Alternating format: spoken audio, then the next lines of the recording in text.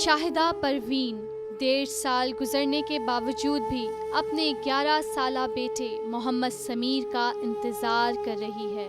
وہ ہر روز اس کے کپڑوں کو الماری سے نکال کر اس کی خوشبو کو سونگھتی ہے۔ 1.5 سال قبل شاہدہ کا معصوم بیٹا محمد سمیر گھر سے نکل کر اپنے چچا کی دکان کی طرف جا رہا تھا کہ راستے میں لاپتہ ہو گیا اور پھر 7 مہینے بعد کچرے کنڈی سے اس کی تشدد شدہ لاش برآمد ہوئی۔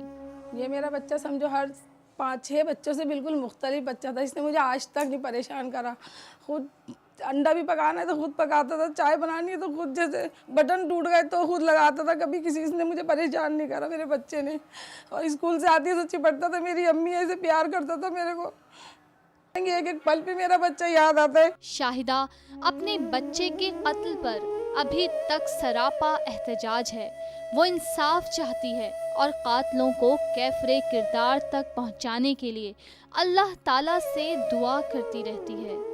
آپ یقین کریں میں نے سب کچھ چھوڑ دیا، صرف اللہ کے آگے جھکتی ہوں، اللہ سے مانگا میں نے کہا میرے بچے کے ساتھ صرف انصاف کر دو، اگر مار بھی دیا ہے نا تو اس کے قاتلوں کو سزا دلوا دو، بس مجھے کچھ نہیں چاہیے۔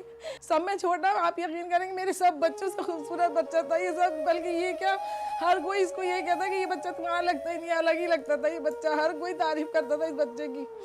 اور اس کے میں کہتی ہوں ہر چیز کے انداز، ہر بات کے اس کے بچے کا میرے الگ تھی، ہر بات اس نے کبھی ہمیں نہیں ستایا اس بچے نے۔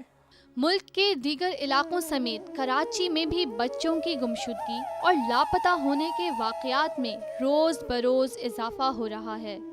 کراچی میں ہر سال 3000 سے زائد بچے لاپتہ ہو جاتے ہیں، جن میں لڑکے اور لڑکیاں دونوں شامل ہیں، اور ان تمام گمشدہ بچوں کی عمریں زیادہ تر 3 سے 18 سال تک کی ہوتی ہیں۔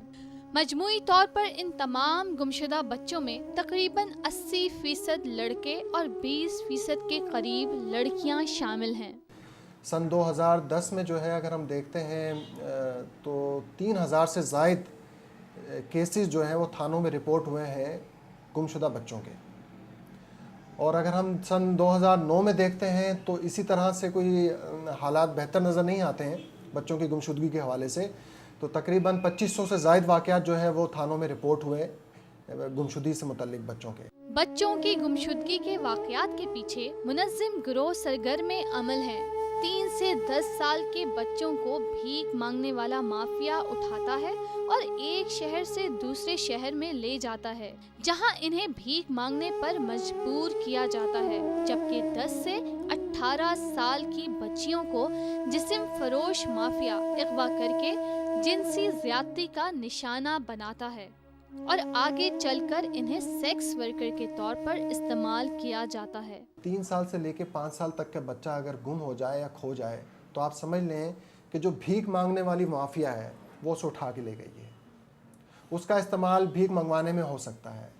اور اگر ہم دیکھیں 5 سال سے لے کے 10 سال تک کا جو ایج گروپ ہے، لڑکی یا لڑکا ہے، اگر وہ کھو جاتا ہے یا گم ہو جاتا ہے تو آپ جو مشاہدے میں جو بات آئی ہے وہ یہ آئی ہے کہ اس ایج گروپ میں 5 سے 10 سال تک کے ایج گروپ میں اگر وہ گم ہو جاتا ہے تو پھر اس کا جو استعمال ہے وہ یہ ہے کہ یا تو اس کو جنسی زیادتی کی نیت سے اٹھایا گیا ہے، یا اس کو فروخت کرنے کی نیت سے اٹھایا گیا ہے، یعنی کہ اس کو ٹریفک کیا جائے گا، اسمگل کیا جائے گا، اور زیادہ چانسز اس میں جو ہے وہ گرل چائلڈ کے ہوتے ہیں۔ 30% سے زائد گمشدہ بچوں کے کیسز ایسے ہوتے ہیں جو تھانوں میں رپورٹ ہی نہیں ہوتے۔ رپورٹ نہ ہونے کی وجہ یہ ہے کہ گمشدہ بچوں کے والدین کو رپورٹ درج کروانے کے حوالے سے معلومات ہی نہیں ہوتی، یا پھر وہ کسی اور وجہ سے تھانے جانا نہیں چاہتے۔ تاہم محمد سمیر کے والد اپنے بچے کی بازیابی کے لیے علاقے کے تھانے گئے تھے، شاید اس امید کے ساتھ کہ ان کا بچہ صحیح سلامت مل سکے گا، مگر یہ ایک ناکام کوشش تھی۔ پولیس والوں نے تو جو ہے نا ہمارے ساتھ کوئی کوپریٹ نہیں کرا۔ کیس تو ابھی جو ہے نا وہ ہم نے جو ہے نا دوسری جگہ جو ہے نا ٹرانسفر کروایا ہے، تو وہ بھی کوئی ایکشن نہیں لے رہا ہے۔ وہ بول رہے ہیں کہ ہم اس پہ کام کر رہے ہیں۔ CCPO کے اندر جو ہے نا وہ ہمارا کیس وہاں پہنچ گیا تھا، تو وہاں بھی جو ہے نا انہوں نے ہمیں جو ہے نا بس بیان لے لیے، اس کے بعد جو ہے نا کوئی رسپانس نہیں ہے، نہ بلا رہے ہیں نہ بات کر رہے ہیں۔ بول رہے ہیں وہ جس ڈاکٹر نے پوسٹ مارٹم کیا تھا اس ڈاکٹر کو ہم نے پکڑ لیا ہے، अब वो जो ना अब उसके खिलाफ गवाही देना तो फलाने दिन आ जाना, हम लोग को बुलाया भी नहीं, और वो पता नहीं क्या केस चल अंदर ही अंदर चल। मोहम्मद समीर लियाकताबाद की एक गुंजान आबादी में रहता था। इसके खानदान के बाकी लोग इसी 2 कमरे के एक छोटे से फ्लैट में रहते हैं। समीर अपने तमाम बहन भाइयों में सबसे छोटा था और दूसरी जमात में पढ़ता था। बहुत याद आती है अपने भाई की, हमारे भाई को लेकर बहुत अच्छा था, वो बहुत याद आती है। बस यही दुआ करते हैं कि बस हमारा भाई हमारे पास आ जाए, बस जैसा जैसा था वो बस तरह सही सलामत हमारे पास आ जाए, बस हमें अपना भाई चाहिए बस। बच्चों की गुमशुदगी के बारे में सरकारी सतह पर एदाद शुमार मौजूद नहीं और न ही इस सिलसिले में कोई हुकूमती पॉलिसी बनाई गई है। कोई सरकारी या गैर सरकारी सतह पे मिसिंग चिल्ड्रन के आदाद शुमार मौजूद नहीं है।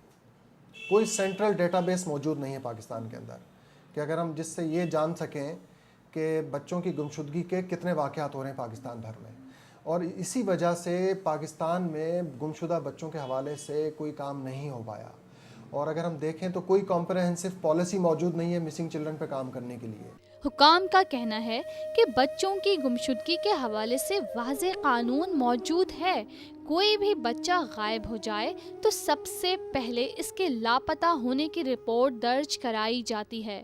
अगर खदशा हो कि बच्चा अगवा हो गया है तो इसकी FIR कटती है। कोई बच्चा अगर वो घर से चला जाए या वो अगर गायब हो जाए तो वो लॉज तो अपनी जगह मौजूद हैं। ज़ाहिर है वो अगर थाने लेवल पर रिपोर्ट होता है तो उसको पहले तो मिसिंग में लिया जाता है, और अगर उसमें कोई अगर ऐसी चीज़ अगर शामिल हो और उसमें अगर जो रिपोर्ट हो रही है और उसमें ये अगर खदशा हो कि वो बच्चा अगवा हो गया तो ज़ाहिर है फिर अगवा का केस बन जाता है। इन चीज़ों को कंट्रोल करने के लिए सबसे बड़ी इंपॉर्टेंट बात यह है कि पहली बात यह है कि अवेयरनेस जो है वो उसमें बढ़ाने की ज़रूरत है, ताकि माँ बाप जो हैं वो अगर ऐसे इश्यूज़ हों, अगर वो देखते हैं कि अगर उनका बच्चा जो है वो अगर किसी मतलब उसको अगर समझ आ रही है कि वो बच्चा घर में परेशान है या कोई ऐसी बात है तो उसको एड्रेस करने की ज़रूरत है, ताकि वो इस तरह की मिसिंग चिल्ड्रन जो हैं वो उसमें आपको कमी नज़र आएगी। बाज़ माहिरीन बच्चों की गुमशुदगी का इल्ज़ाम किसी माफिया पर आयद नहीं करते, बल्कि इनका ख्याल है कि वालिदैन अपने बच्चों पर सही तरीके से